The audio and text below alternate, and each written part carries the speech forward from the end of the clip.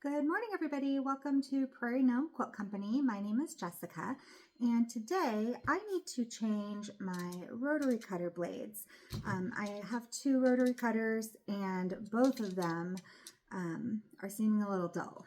So I thought, as always, this is for beginners only.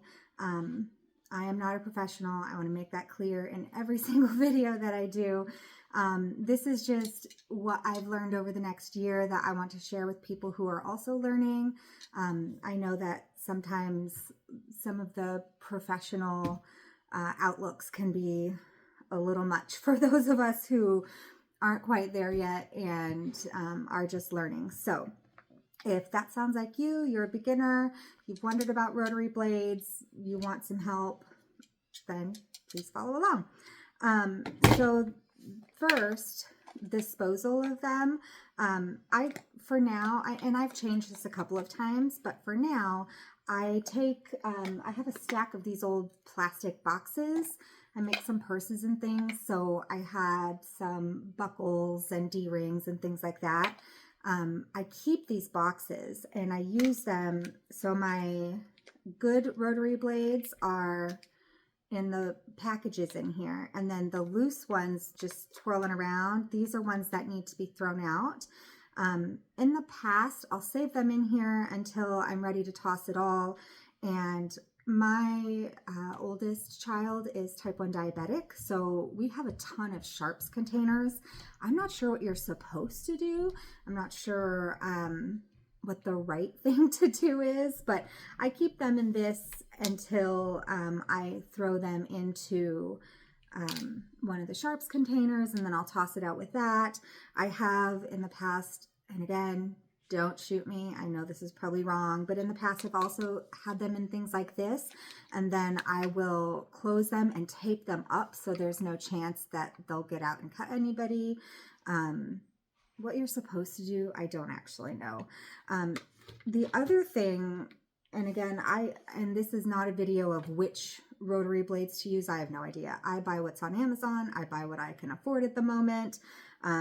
I've tried different ones. There's like Japanese steel, and I forget what these were. They're a gold color. They were supposed to be better. These gold color ones, I don't think you can see them, but they actually are the better ones I've used so far. This Japanese steel one, how it's labeled, I have not tried those yet, so we will try those. I'm going to put, I think, one of each, one yellow one on one, and then the Japanese steel one on the other, and then I'll compare them maybe later down the road.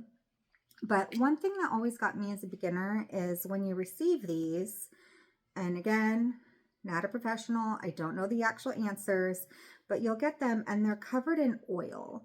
At first I thought it was grease, and you can kind of see it, well, maybe, yeah, you can see it glistening a little bit. And then if you look at them, they're goopy. Let's see if the camera can catch the goopiness. There you go. And that really threw me off. I wasn't expecting it. I didn't understand why. I thought it was grease at first, and then a couple Google searches, I learned it's actually oil. And what it is to prevent rusting. Apparently, if somehow or way it would get moist in there, then they would rust, and this is like a preventative measure. So then the question became, well, do you wipe it off? Do you leave it on? I don't want this stuff zipping across my projects. So what I always read was it's up to the person. You can wipe it off or you can leave it. It's up to you. I wipe it off. And I have a couple pieces of scrap of fabric I hate, and I also zip it through the fabric once it's on my blade. So you can use a washcloth or whatnot. Just be very careful because these are very sharp.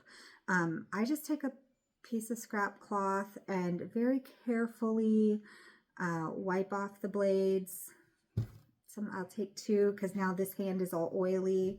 I really, really dislike this oil on the rotary blade, I have to say. It's not my favorite.